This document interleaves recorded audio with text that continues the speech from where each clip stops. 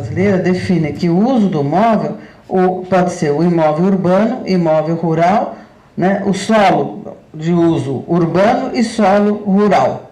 Isso não tem nada a ver com a localização. Tá? Na nossa legislação, isso não tem nada a ver com a localização. O que eu posso... vou mostrar o seguinte, que acho que ajuda mais. O que eu posso, então, ter a localização, a zona urbana, que é definida pelo perímetro, né, pode ter um imóvel de uso urbano e pode ter um imóvel de uso rural. É o uso que define o que é rural e o que é urbano, não a localização. Tá? E na zona rural, eu posso ter um imóvel urbano, por exemplo, um hotel de turismo, etc. e tal. É claro que ele pode até criar galinhas para as crianças que vão visitar, o que é uma fazenda, mas isso não é a determinação primeira, né, do hotel de turismo. A galinha existe, pode até criar ovos, ele pode até vender ovos, ele pode negociar tudo isso, mas isso não é a atividade prioritária dele. Então, você pode ter um imóvel urbano, tá, em zona rural e um imóvel rural em zona rural. Né? Isso é segundo a nossa legislação. Então, fica claro apenas uma ideia que tem que ser fixada. O uso, né, é uma coisa, define, a partir do uso do imóvel, você define se ele é rural ou se é urbano. É a atividade que define se ele é rural ou urbano. Tá? Não é o perímetro. O perímetro é apenas um zoneamento legal do município entre o que é rural e o que é urbano. E isso é muito importante quando você analisa o crescimento dessa área urbana nessa região. Né? Só tem uma exceção. Todo imóvel que tem 10 mil metros quadrados em zona rural, mesmo que ali tenha plantação de cebolinha, ele é considerado solo urbano, tá?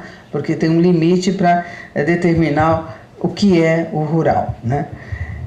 É confuso mesmo, é difícil da gente entender, mas é muito claro a legislação, ou é uma coisa ou outra, ela é bastante excludente.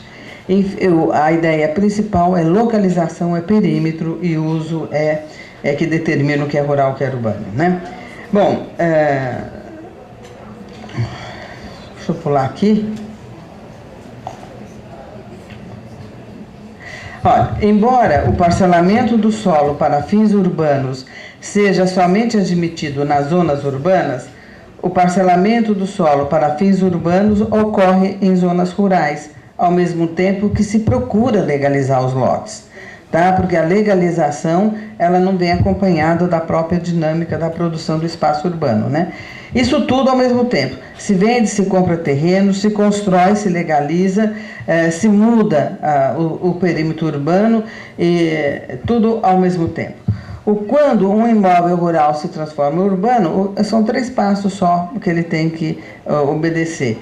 Ele tem que tirar esse imóvel do INCRA, né, para não sofrer o imposto de terra rural, e a partir daí ele cai sob a legislação do IPTU, que é o Imposto Predial e Territorial Urbano. Né?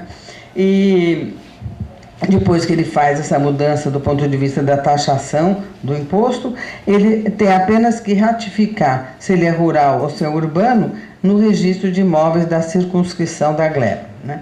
Então, em suma, o crescimento das áreas urbanas numa urbanização dispersa envolve vários pontos, né? Implicados também na questão do mercado legal e também no mercado ilegal de terras e a questão da renda.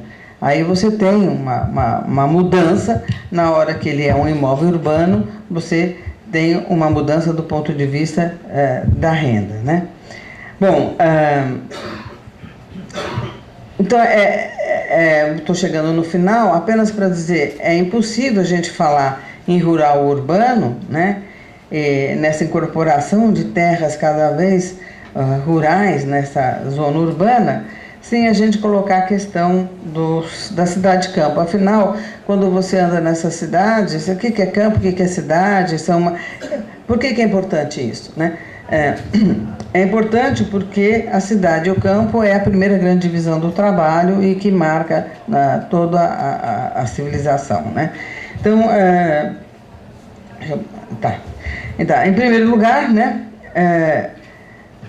lembrar que, e aí eu acho que é uma coisa muito para a gente refletir, é que essa metropolização do espaço, esse crescimento enorme, essa construção de uma urbanização regional, né, no dizer do Soja, policêntrica, essa macrometrópole, né, ela coloca em xeque várias certezas que nós temos do ponto de vista da produção do espaço urbano. Tá? Então, primeira coisa, né, fica muito difícil a gente discutir, olhando isso, né, o que é próprio da cidade, o que é próprio do campo, né, o que é atividade, como são essas atividades quando você faz uma análise espacial. Né? E aí, eu vou, para ainda colocar uma variável que ainda, como dizer, complica mais, se tem o perímetro, se tem a zona, se tem os usos, agora eu vou colocar uma outra coisa, é o espaço. O espaço urbano e o espaço rural não se confunde com o uso do imóvel, ele é muito mais amplo que isso. Né? Então, o que define se um espaço urbano é rural, né, vai além do uso do imóvel. Eu acho que são 3 aspectos fundamentais para a gente pensar o espaço, se é rural ou se é urbano, nessa região, a partir de algumas referências. Né? Primeiro analisar, o primeiro aspecto é analisar a natureza das relações que são estabelecidas entre uma dada parcela de espaço com as centralidades urbanas da região. Né? Como são essas relações? Né? Por exemplo, se o indivíduo vai lá fazer um reparo no seu implemento agrícola, né?